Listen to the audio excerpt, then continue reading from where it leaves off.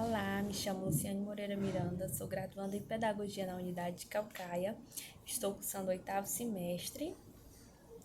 O meu trabalho tem o tema A Importância dos Contos de Fadas na Educação Infantil e, como objetivo geral, optei por fomentar a importância dos contos de fada na educação infantil e, como objetivo específico, analisar como os contos de fada podem ser utilizados como instrumento de aprendizagem. Então, vou fazer um breve comentário de como surgiu e um pouco do seu histórico. Os contos de fadas fazem parte da literatura infantil e também acabam encantando leitores de todas as idades. Bem no início, os contos não eram tão de fadas. Para ser bem sincera, as histórias originais pouco lembram as que vemos hoje. A grande maioria apresentava enredos assustadores e que pouco sucesso faria nos dias atuais. Segundo Pérez, a primeira coletânea de contos infantis surgiu no século XVII, mais precisamente na França, organizada pelo poeta e advogado Charles Perrault. As histórias recolhidas por Perrault tinham origem na tradição oral e até então não haviam sido documentadas. 8 histórias foram contempladas, como A Bela Adormecida no Bosque, Chapeuzinho Vermelho, O Barba Azul, O Gato de Botas, As Fadas, Cinderela ou Gata Borralheira, como era conhecido, Henrique do Topete e O Pequeno Polegar.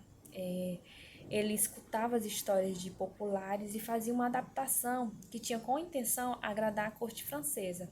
Ele empregava elementos que deixavam a narrativa mais interessante e retirava aqueles elementos que falavam sobre sexualidade, rituais da cultura pagã. E sempre no final de cada história ele criava uma moral. Só que chegou um momento que ele retirou esses elementos, porque ele não queria desagradar a corte francesa, porque no momento naquela época ela estava passando por um conflito entre protestantes e católicos.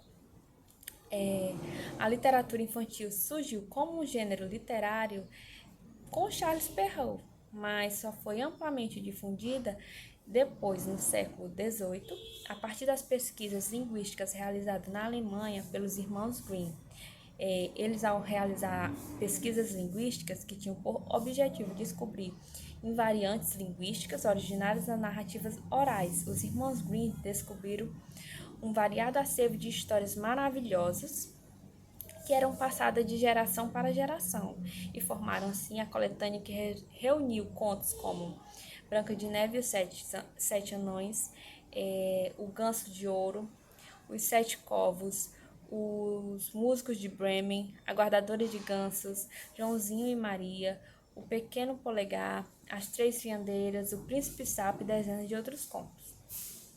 E assim os contos de fada foram se difundindo até chegar em nossas salas de aula, que hoje carregam um papel super importante, pois através de minhas pesquisas percebi que os contos de fada são uma ótima ferramenta de aprendizagem, pois ao sugerirmos trabalho com contos de fada, encontramos neste recurso um espaço privilegiado para estimular o sujeito como elemento gerador de criatividade e imaginação, enquanto desenvolve de maneira mais lúdica as questões mais didáticas como leitura, interpretação, compreensão, estrutura textual e demais segmentos da linguagem escrita.